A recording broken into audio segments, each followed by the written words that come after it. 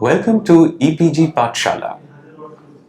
I am Shayantam Dashgupta from Jadavpur University, and today I am going to take you through the module on the graphic novel and literature, which is part of the paper called New Literatures in English.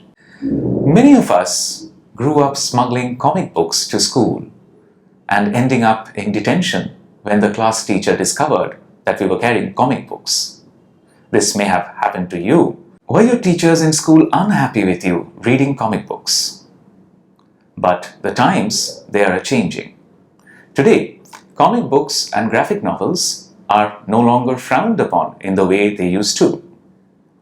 In fact, they are being studied side by side with other books that have been traditionally considered classics or masterpieces.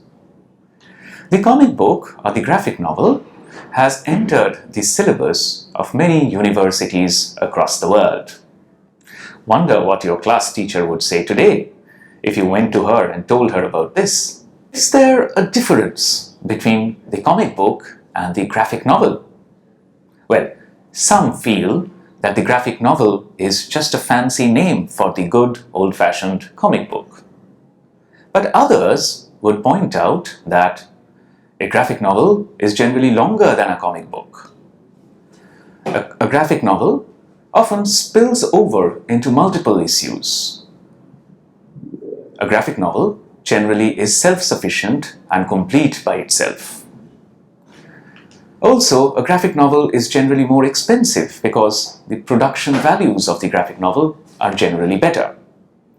And finally, because the graphic novel is considered more of a book than a periodical, the shelf life of a graphic novel is longer.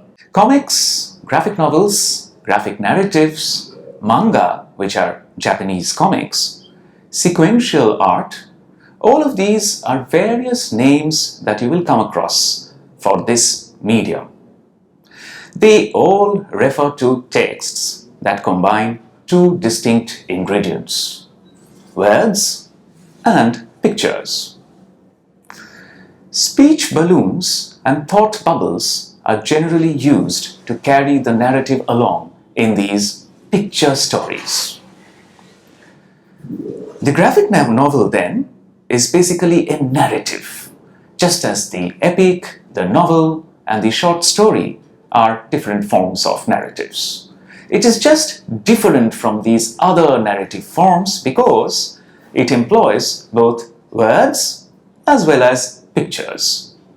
According to scholars like Christy Marx, though the modern comic book evolved with the popularization of print culture, the origins of the comic book can be traced all the way back thousands of years to paintings of hunts in cave walls. This is something that Christy Marx writes in the book called Writing for Animation, Comics and Games. For that matter, even the ancient Egyptians created texts using hieroglyphs. These were texts that were, in a way, picture stories. Again, the Greeks would narrate picture stories, wrapping them around the base of pots and vases. Closer home, the traditional Pottochitro, which is so common in Odisha and Bengal. This is a common Indian art form that uses pictures in sequence to piece together a narrative. The Pottochitro is scroll painting, basically. That also can be called a kind of sequential art, a kind of graphic narrative. One of the watershed events in the history of the picture story happened when a comic strip was published. It was called The Yellow Kid and His New Phonograph. It was drawn by Richard Felton Uthcote, who is a legendary name in the history of the graphic novel. Yellow Kid was published in 1896 in a weekly comic supplement called American Humorist that came with the New York Journal. This comic strip became extremely popular, and as a result, many other newspapers and periodicals tried to explore this medium. And comic books initially emerged when these comic strips were pieced together and republished in the form of books. That is how the comic book really evolved. The 1930s were particularly important for the comic book industry in the United States of America. We see the emergence in this decade of two dominant comic book publication houses in the United States of America. These were Detective Comics, or DC, and Marvel Comics. It was also in the 1930s that Jerry Siegel and Joe Shuster created a new comic book superhero, someone all of us have probably heard of. I am talking about Superman. Superman made his first appearance in Action Comics #1 in 1938, and this signaled the emerging popularity of the comic book genre. However, the 1940s brought in new dynamics here. In the 1940s, a psychiatrist called Frederick Wertham wrote extensively criticizing the comic book and blaming the comic book for unrest and juvenile crime and so on and so forth. Because of this, finally, the Comics Code came into being.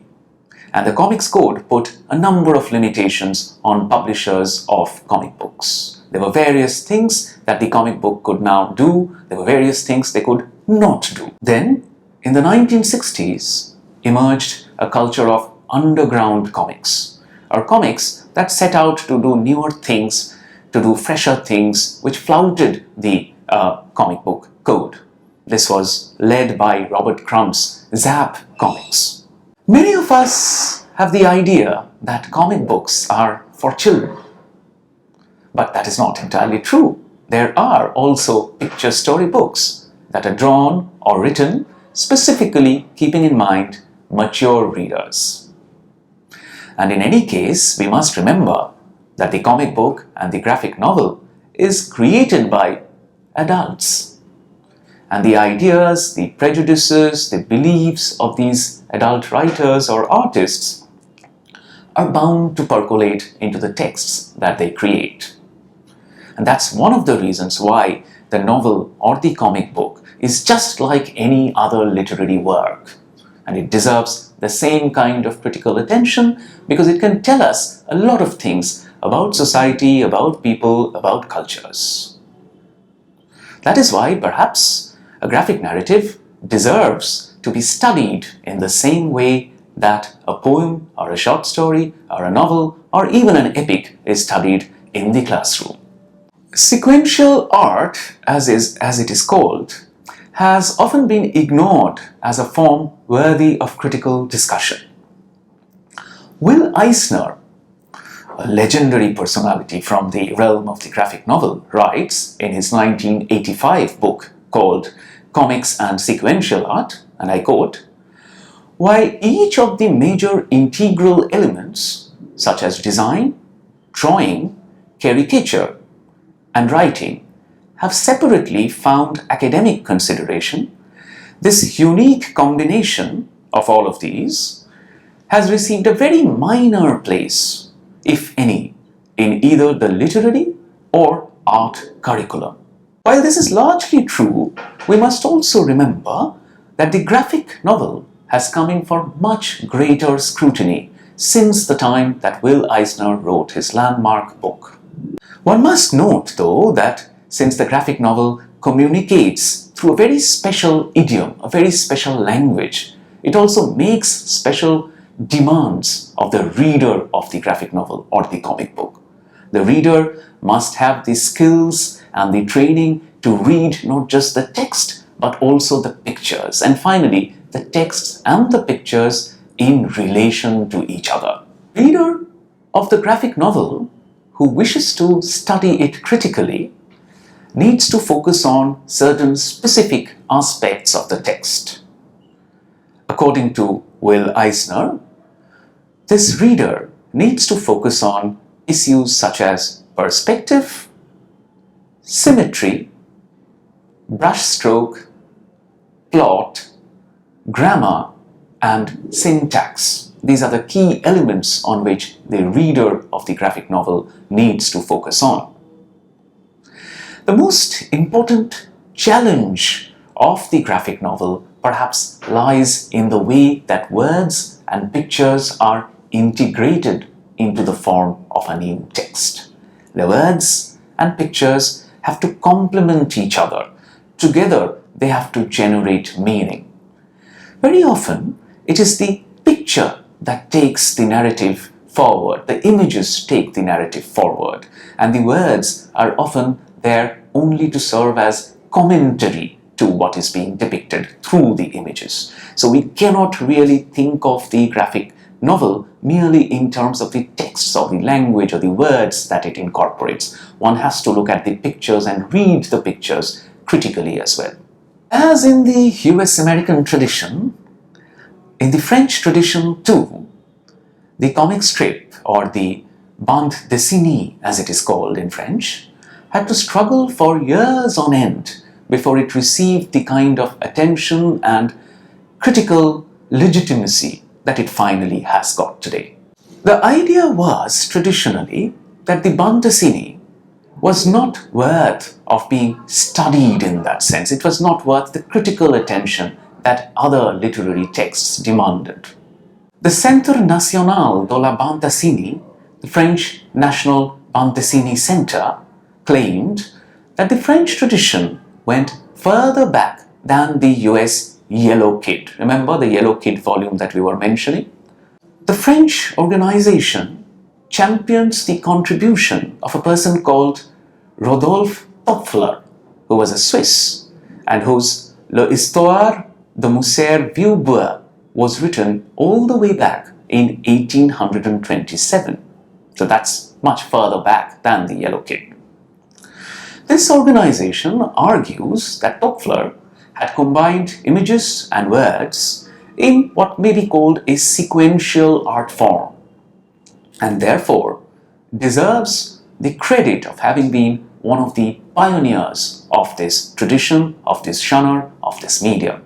The 1930s, we have already discussed, was a very fecund time for the US-American comic book industry. The same was true of the French context as well. In fact, the 1930s have often been called the golden age of the French bande dessinée tradition.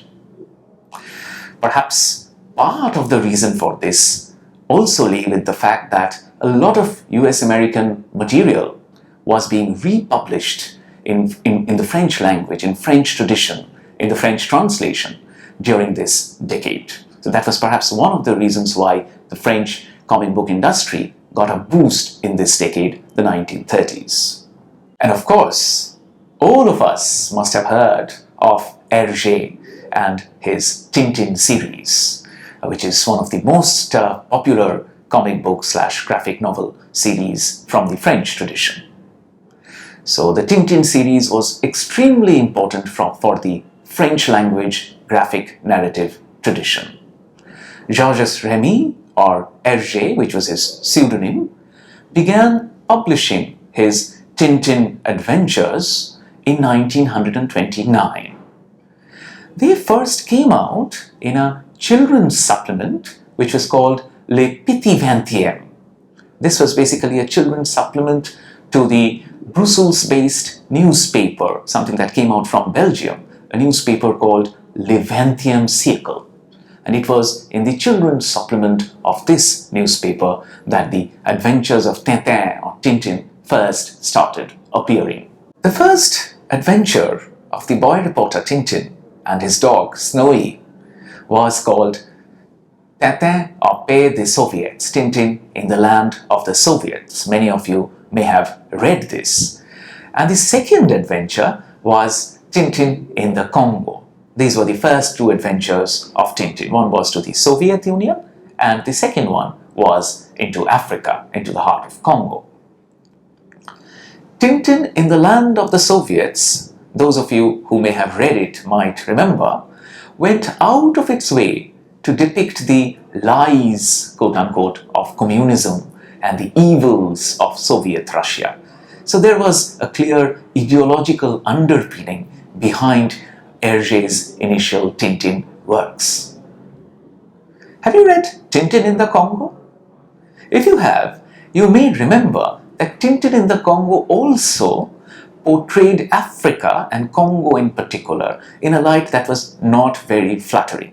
In fact, Tintin in the Congo, according to many scholars, borders on being almost blatantly racist. There are several panels, several incidents in the comic book which make the Tintin fan very uncomfortable today. Tintin in the Congo first appeared in 1930-31. And those of you who have read these two early Tintin comic books will remember that both Tintin in the Land of the Soviets and Tintin in the Congo were not in color. They were in black and white. Also, the style of art that Hergé employed for these early Tintin adventures was very, very different from the style of art that we encounter in Hergé's later Tintin comic books, Tintin in the Tibet, the Castor Emerald, Red Rackham's Treasure, and so on and so forth. The early Tintin graphic novels are characterized by a form of art that is almost in the form of squiggles. The characters, the figures are not very well defined. They are almost like doodles that Hergé creates. It is only later, when Hergé goes on to pen his other Tintin comic books, that he develops his own style of art, which is so markedly different from his earlier style of art. Hergé develops what is called the line clair style, or the clear line style in English. So this art form predicates itself on the use of clear lines, geometrical patterns, geometrical shapes. It eschews shading. There is hardly any shading. Hergé uses solid blocks of color in the drawings of the later Tintin comic books, and so on and so forth. So this later artwork that Hergé develops is very, very different from the early art of Hergé in the first two Tintin comic books. If you compare the black and white version of Tintin in the Congo to the color version of Tintin in the Congo, you will see some major changes happening during this transformation as Hergé moves from the black and white into color. These changes are not merely in the form of changes in the style of art. There are also some other thematic changes as well, which are very important to take note of. If you look at these two images now, the image on top is the first panel from the original black and white version of Tintin in the Congo. And the second panel at the bottom of the page is the corresponding first panel from the color version of Tintin in the Congo. You can clearly see the difference in the style of art, particularly if you look at Thomson and Thompson, who are there right at the right-hand corner of the page. You can see that in the black and white version, their forms are really very shaky. It's almost in the form of squiggles. And this takes on a completely different dimension in the way Thomson and Thompson are drawn and colored in the color version. So this is the way Hergé's style of art changes as he moves in his graphic novels from the early Tintin to the later Tintin works. A comparative study of the black and white version of Tintin in the Congo against the color version should be enough to convince anyone of the importance and the relevance of studying graphic novels as quote-unquote literature. The color version makes several changes from the black and white version and is in many ways a sanitized and censored and edited version of the original text.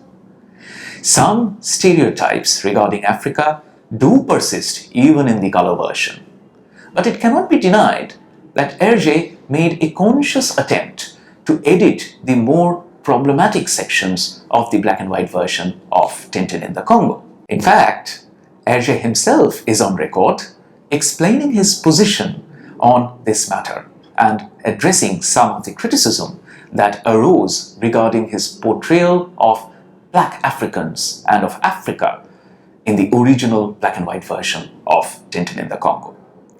I'm quoting, "For the Congo, I was fed on the prejudices of the bourgeois society in which I was moved. It was 1930. I only knew things about these countries that people said at the time. Africans were great big children, thank goodness for them that we were there, etc., etc. So it was basically the concept of the white man's burden that was popular in those days, and Hergé acknowledges that unfortunately he had also succumbed to these stereotypes and employed them in the original black and white version of Tintin in the Congo. You can look at these two panels once again from the black and white version and the color version of Tintin in the Congo, and you can see how the body language of the black African boy changes as Hergé moves into the color version. The black and white depiction is almost very static, and the depiction of the black boy in the black and white version is very similar to the way Hergé portrays the apes in Africa. This changes substantially in the color version, where the black boy is given a certain sense of agency and he's almost seen to be moving and expressing himself and doing things on his own.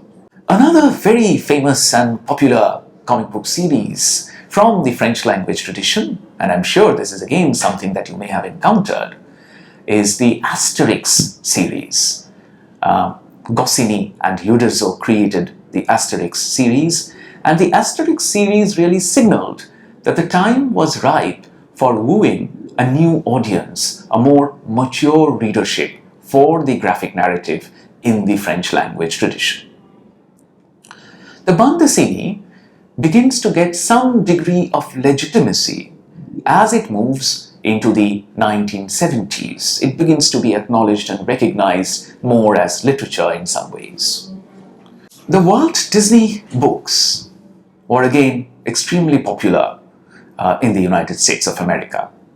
The most important characters from the Walt Disney stable were, of course, Mickey Mouse, which was created in 1928, and Donald Duck, which was created in 1932. The Walt Disney comic books became extremely popular, and they began to be seen as symbols of contemporary US-American values. They were also exported to many countries, where they become representatives of US-American culture. And they were, of course, received very differently in different countries. In some places, they were received with admiration and awe. In others, they were received with skepticism as well. One very important book to look at in the context of the Walt Disney series is called How to Read Donald Duck in the English translation. This book was originally written in Spanish, and it was written by two authors jointly, Ariel Dorfman and Armand Mattelart. This was a very important study because it took the graphic novel as the object of study and analyzed it critically, just the way any other literary work would be analyzed, the way you would do to a short story, a novel, or a poem. This book tried to effect a Marxist reading of the Walt Disney series. It argued that the comic book had the potential of being used as a means of propagating US-American cultural imperialism. How to Read Donald Duck was a book that was tied up intimately to the political imperatives of those times. This book was written when Salvador Allende was in power in Chile.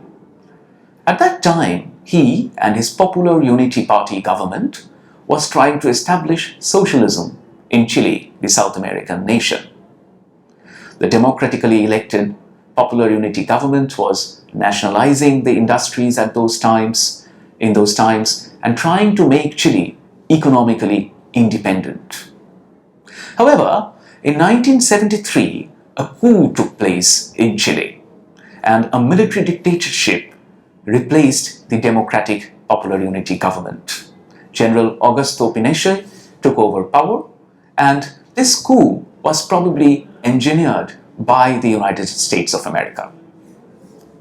How to Read Donald Duck is therefore very important for understanding how the graphic novel or the comic book can be critically read, can be critically analyzed to throw light upon contemporary historical and political processes. One of the first graphic narratives to command serious critical attention was a graphic novel called Mouse. Mouse was created by Art Spiegelman, and it draws on Spiegelman's interviews with his father. His father, a Polish Jew, and his mother were victims of the Nazi excesses, and they somehow managed to survive the Holocaust. Spiegelman's parents' experiences in the Nazi concentration camps during World War II, and also what happens after that, all of these things work their way into the graphic narrative. Mouse uses an innovative technique and deploys bestial imagery depicting the Jews, for instance, and as mice, and so on and so forth. This is a work that merges the public history of the Holocaust with the personal history of Vladek and Anya, Art's parents. Art's technique in Mouse has also influenced many other writers and artists. We note, for instance, in recent times how Malik Sajjad, in his controversial graphic novel called Munnu, A Boy from Kashmir, uses a similar kind of a form where he uses the Kashmiri Hamul deer to represent the people of Kashmir. The topic of Mouse, the human and historical tragedy that it recounts, and the style it uses, all of these, I think, contributed to getting the academia to look at the graphic novel in a more serious light. Another very important political graphic novel, apart from Mouse, is Marjan Satrapi's Persepolis. Persepolis was a graphic novel that was written originally in French and published between 2000 and 2003. Again, this is a graphic novel that has been extremely influential as far as the political graphic novel genre is concerned. It is an autobiographical narrative, and it traces the author-narrator's childhood in Iran during the Islamic Revolution, and then it goes through her experiences as in Vienna, where she went as a student, and talks about her return to Iran and her experiences there, and so on and so forth. Persepolis comes out as a very valuable document that sort of retells the episode of the Iran-Iraq world. It foregrounds to the world the history, both distant and immediate, of a country that is so culturally rich and one that has contributed so much to human civilization, which is, in recent times, caught up in a very troubled context.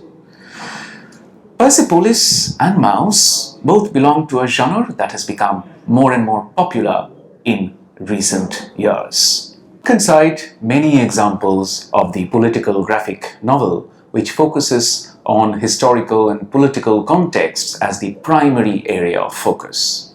One can talk about Vishwajyoti Ghosh's Delhi Calm, which focuses on the emergency period in India. One can talk about Joe Sacco's Palestine, which talks about the lives of people in the territories of Palestine. One can talk about Alan Moore and David Lloyd's V for Vendetta, which evokes this context of a post-nuclear war UK.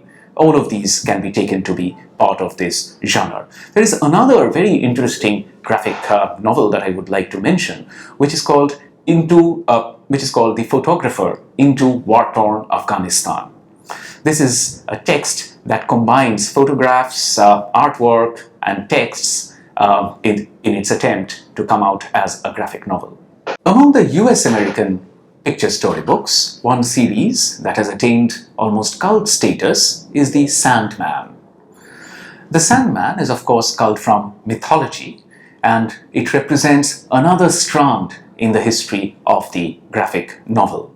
Mythology and fantasy, they have always been very important elements of the graphic novel. In the Indian context, one remembers the Amar Chitra Katha, a series that employed Indian mythology in a very big way. But the objective there was probably different. Anand Pai started the Amar Chitra Katha specifically with the objective of ensuring that Indian children could fight off cultural amnesia, that Indian children could be more aware of their mythology and legends. In recent years, particularly, mythology and science fiction have come together within the folds of the Indian graphic novel. We have seen many such endeavors in the Indian industry, which is actually going through an going through a very exciting phase today. One can talk about Amruta Patil's graphic novels, Adi Parva, Churning the Ocean, which came out in 2012, and Shoktik, Blood and Flowers, which came out in 2016. Both of these graphic novels take mythology as their starting point, just as Ramayana 3392 AD does. It's a graphic novel series that is based on a post-apocalyptic context, and it takes on the Ramayana as its starting point. There are strong traditions of the picture story in other Asian countries as well. Japan, for instance, I have already mentioned. It has this tradition of the manga narratives. And one of the most popular artists from Japan is Osamu Tezuka. Osamu Tezuka has this epic 14-volume series in Japanese, which came out in English as an 8-volume series. It was called Buddha. So this entire set focuses on the life of Buddha, the teachings of Buddha, and different discourses related to Buddhism. So you can imagine what kind of an enriching study it would be if one were to study these graphic novels in comparison to other more mainstream literary texts on the Buddha and on Buddhism. It could be a fascinating comparative reading that again highlights how and why the graphic narrative needs to be studied as literature. One of the most exciting ventures of recent times, as far as the graphic novel from South Asia is concerned, was called This Side, That Side, Restoring Partition. This was a very exciting venture because it brought together writers and artists from India, Pakistan, and Bangladesh who collaborated to publish these graphic narratives, which all focused in some way or the other on partition and its repercussions. Imagine how exciting it would be to study these graphic narrative texts on partition in comparison with other more mainstream texts on partition, like Saadat Hasan Manto's short stories, and so on and so forth. This module is on the graphic novel and literature. And in this module, we try to understand how the graphic novel can be studied as a work of literature in comparison to other works from other literary genres. We try and see how it can be very exciting to study comic books and graphic novels side by side with short stories, novels, epics, and so on and so forth.